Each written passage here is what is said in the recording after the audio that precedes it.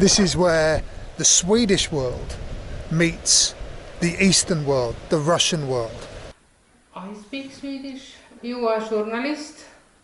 The last man died 2 years ago in Vormsi, whose mother language was Vormsi Swede. They hadn't so many to speak with anymore, so. Before the outbreak of the First World War, Estonia had a huge Swedish population. But after the First World War and the Second World War, many of those Swedes left their traditional lands of the islands and the coasts of Estonia and moved to other countries, primarily Sweden. So today we are going to catch this beautiful Swedish patterned ferry over to the island of Vormsi, and we are going to see what we can find left over from the coastal Swedes of Estonia. Join me on the hunt for Estonia's lost Swedes.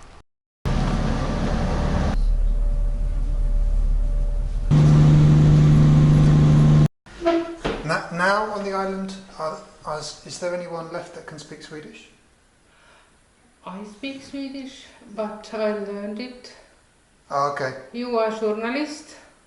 A little bit, because little bit, yeah. Because no one knows from where you're coming from United Kingdom. We don't know nothing about the Swedish background.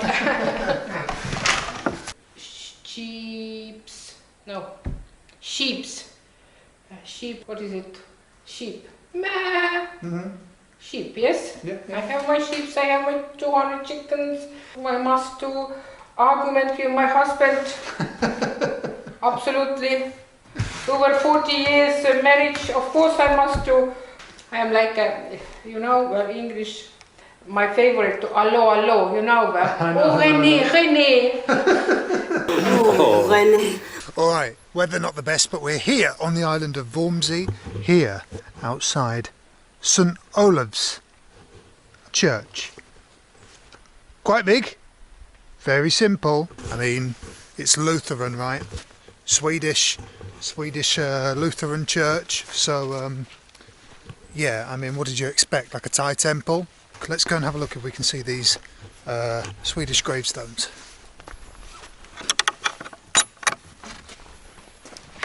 This graveyard contains the largest collection of headstones, of gravestones in this Swedish style.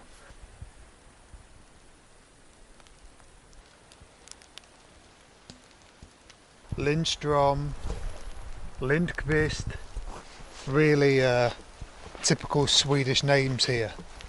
Very, very typical.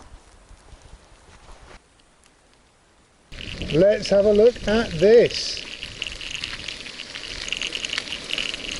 Alright, the wind gets too bad here. This is an Orthodox church built to convert the local Lutheran Swedes in order to pull them closer to the Russian Empire than to Sweden.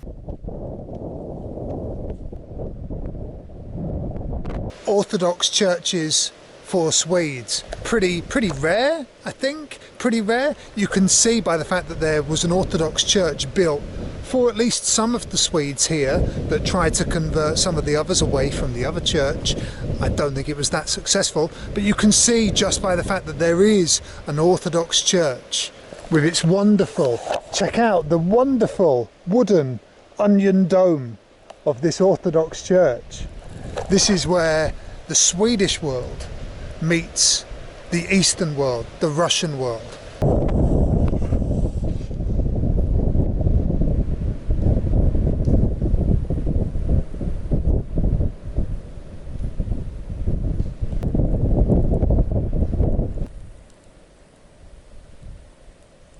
Yeah, this bus definitely isn't Soviet. Look, it's got free Wi-Fi. Oh, jeez. Estonia.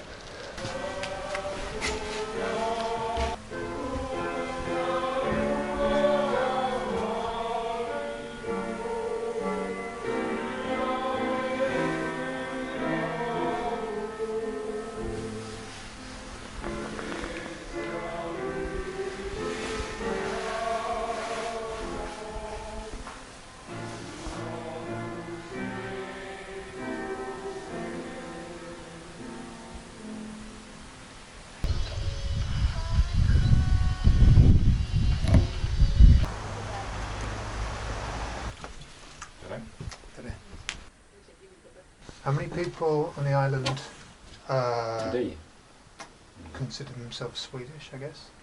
Swedish people, Swedes don't live here. They only have summer houses. Okay. But Estonians who have Swedish roots, I think about 5 family only. Sure. 5 family names who Like directly. Swedish names. Yes, and they know their ancestor is Vormsi Swedes. The common people here is Estonian. Okay.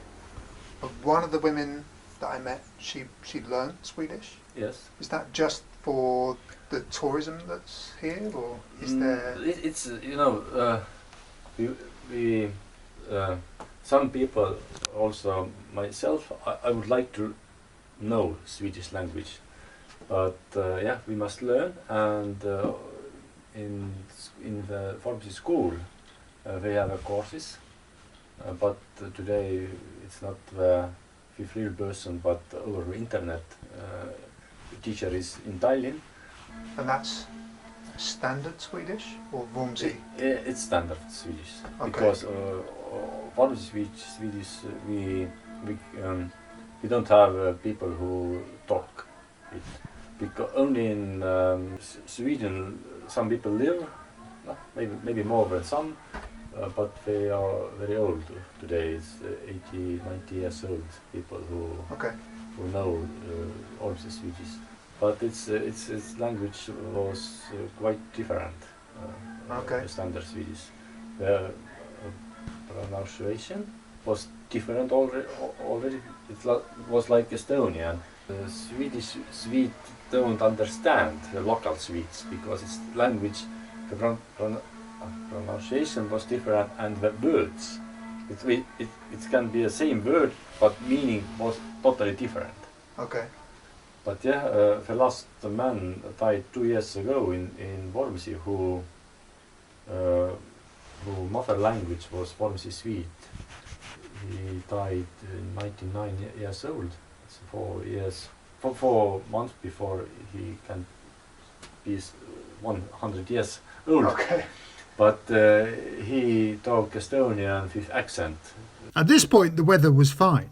But just before leaving the museum, a local pressed a carved stone into my hand and said it was to keep me grounded and to stop the wind from blowing me away.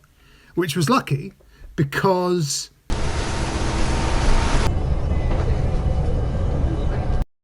What kind of idiot films with a bright light bulb behind his head? Sorry, viewers. Alright, good morning from Haapsalu. This was once the kind of capital of Estonian coastal Swedes. Alright, let's go.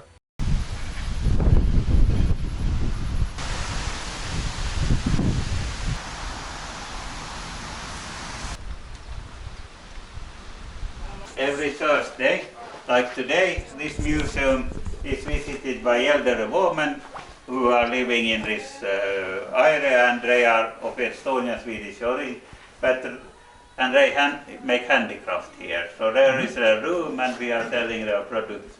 But they have been here today already and got away. Oh, okay. Yes. Here is Ruhnu where you were, yes. You know, had you opportunity to visit the old church also? Not inside, only outside. Aha, yeah, so it was a shame. Yeah, it's very nice inside also. Yes. Very, very nice. 1644 built. And there is a lighthouse also. Flipping closed. Yes.